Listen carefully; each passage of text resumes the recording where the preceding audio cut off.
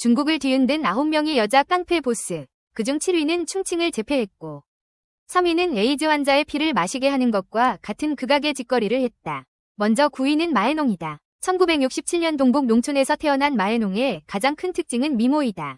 10대 때 이미 동네방네 소문난 미인이었다. 수많은 사람들의 추구 대상이었던 마에농은 곧 돈밖에 모르는 극도의 배금 성격을 길러냈다. 그래서 결혼하고 2아이를 낳은 후에 남자 가정도 비교적 부유하였지만 마에농은 여전히 더 부귀하고 사치스러운 생활을 추구하고 싶어 했다. 그래서 남편과 아이들을 버리고 혼자 헤이룽장으로 건너온 무일푼의 마에농이 미색으로 남자 집주인을 정복한 후 마에농의 심리는 더욱 왜곡되었다. 돈에 집착하여 수면제 사서 집주인 일가족 3명을 기절시킨 후 식칼로 3사람을 모두 죽인 후 시체를 토막내서 처리했다.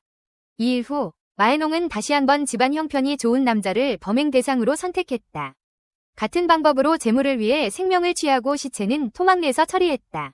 1996년 마에농은 체포되어 사형을 선고받았고 1999년 정식으로 집행되었다. 그 다음 8위는 양춘엔이었다. 1991년 안우이성 허페이시에서 태어난 양춘엔은 어렸을 때 학업 성적이 상당히 좋았지만 고등학교 때 마음가짐이 변해 결국 이류대학에 합격했고 그의 불만을 가진 그는 점점 극단적인 방향으로 발전하게 되었다. 2013년 대학을 졸업한 후 양춘연은 직장에서 많은 좌절을 겪었고 초기에는 대출회사에서 텔레마케팅원으로 일했고 월 1에서 2만 위안의 월급에 대한 불만으로 고향에 돌아가 자립했다. 이때 양춘엔은 이미 범죄를 시작했다. 그는 많은 불량배들을 불러들여 전문적으로 방문하여 빚을 독촉했다. 양춘엔은 도저히 갚을 수 없는 고리대금을 내놓았다.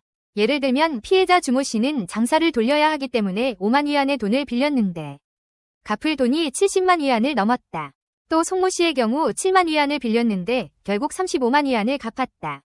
비슷한 예가 비일비재하다. 타오 씨는 몇만 위안만 빌렸지만 결국 이자가 수백만 위안으로 변했다. 양춘엔 부하의 폭력배는 어떠한 만행도 서슴지 않았다. 각종 폭력, 강탈, 불태우기, 살인 위협으로 피해자가 양춘엔이 협에 굴복할 수밖에 없었다. 몇 년 동안 양춘엔은 갈취삭기를 통해 수백만 위안을 거두었다. 결국 이 사람은 25년형을 선고받았다. 이어 7위는 셰체핑이었다. 1985년 충칭의 여자 사제평은 현지 질소비료 공장의 공장장과 결혼한 후 얼마 자신의 남편이 마약에 빠진 응군자라는 것을 알게 되었고 본래 이혼하려고 했으나 상대방의 공안국 부국장인 형의 협박에 의해 저지당해 나중에 충칭시 의중구 세무국으로 정근되었다. 그러던 중 사제평은 도박하는 나쁜 습관에 물들게 되었고 그 후 남편의 세력으로 현지에서 도박장을 열고 깡패들을 불러 모아 지역을 주름잡는 보스가 되었다. 최고 전성기였던 2000년부터 2008년까지 8년의 짧은 기간에 도박장에서 공공연히 2천만 위안 이상을 벌었다. 그는 공공연하게 도박장에서 마약을 팔았으며 자신의 남편이 성적으로 자신을 만족시키지 못하자 16명의 젊은 남자를 성적 파트너로 키우기까지 하였다. 결국 사제평은 징역 18년과 102만 위안의 벌금형의 판결을 선고받았다. 중국에서 가장 창궐했던 여자 보스 4위는 2,000명의 실종 여자를 통제했고 1위는 사형이 집행된 후에도 살아남았다. 다음 6위는 왕칭원이다. 1956년 지린성 창춘시에서 태어난 왕칭원이다. 어렸을 때 산에 올라가 장작을 베다가 불행히도 절벽에 떨어져 두 다리가 장애가 되어 종종 비웃음을 당했다. 이로 인해 성격도 상당히 과격하고 왜곡되었다. 손모 씨와 결혼한 후 왕칭원은 평범하고 행복한 나날을 보내지 못했다. 남편은 딸 송가열이 17살 때 과로로 세상을 떠났고 혼자 무거운 짐을 짊어진 왕칭호는 딸을 가르칠 능력이 없었다. 송가열은 점점 반항하여 결국 가출하여 무한 가서 마약에까지 손을 대게 되었다. 결국 왕칭회는 이렇게 자신의 혈육에 위해 막다른 길에 몰리게 되었다. 왕칭원도 마약에 빠진 후 딸과 딸의 남자친구와 함께 마약 판매에 손을 대기 시작했다.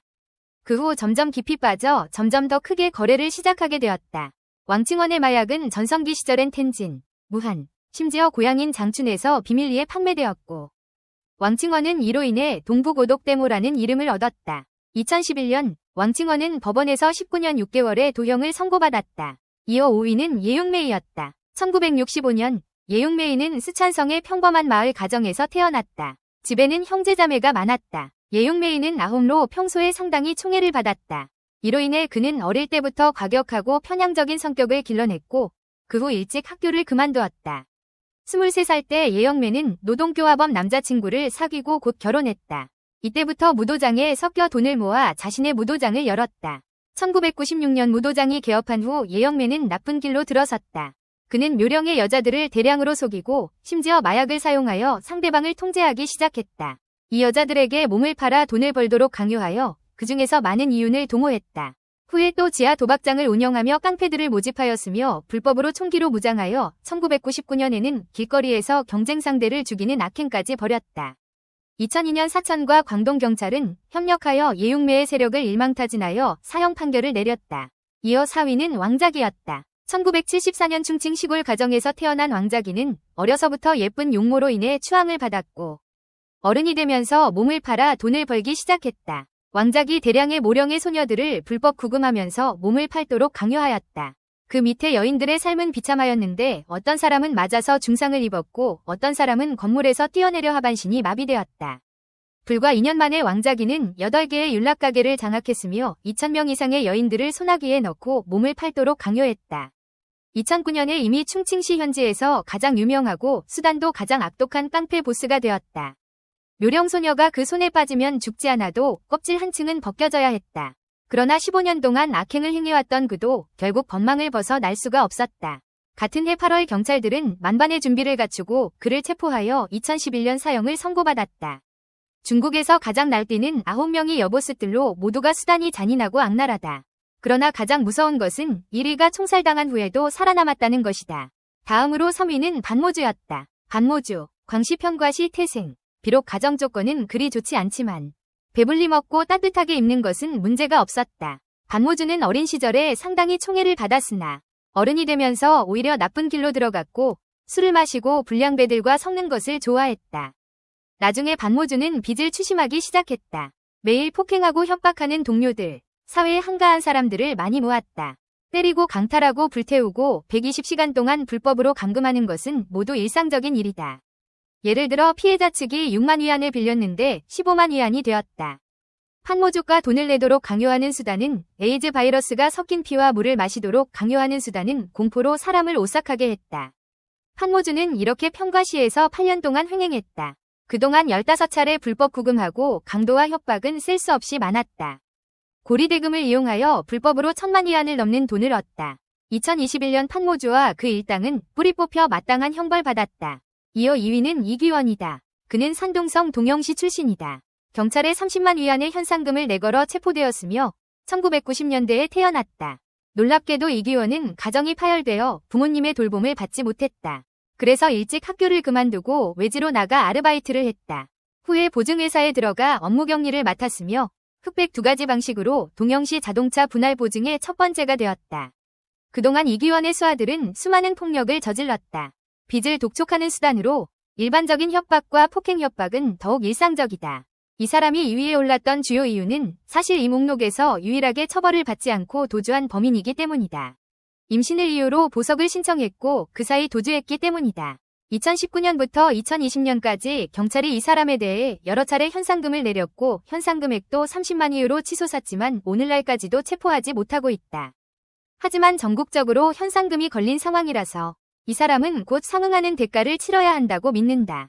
최종 1위는 빌리메이였다. 헤이롱장성 판정현의 빈곤한 가정에서 태어난 빌리메이는 어릴 때부터 아름다운 외모로 인기가 있었다.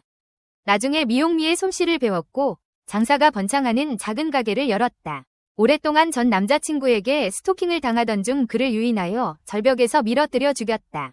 빌리메이는 조금도 당황하지 않고 다른 남자친구를 찾아 20만 위엔을 빌린 후 심천으로 도망갔다. 그 후 나이트클럽에 들어갔다. 전 남자친구의 시체는 곧 발견되었고 공안기관의 조사를 거쳐 그의 죄행이 드러나게 되어 체포되어 2004년에 사형을 선고받고 즉시 집행되었다. 그런데 충격적이고 소름 끼치는 상황이 일어났습니다. 2005년 4월 1일 사형을 집행 후 모든 사람들이 총알이 빌리메의 뒤통수로 들어가 입에서 나오는 것을 보았다. 그러나 화장장에 끌려간 후 빌리메는 갑자기 앉아서 고함을 질러 현장의 사람들을 놀래켰다. 형을 집행하는 경찰들이 다시 들어가 총알 2발을 쏘고 나서야 빌리메이는 그제서야 진정으로 죽었다.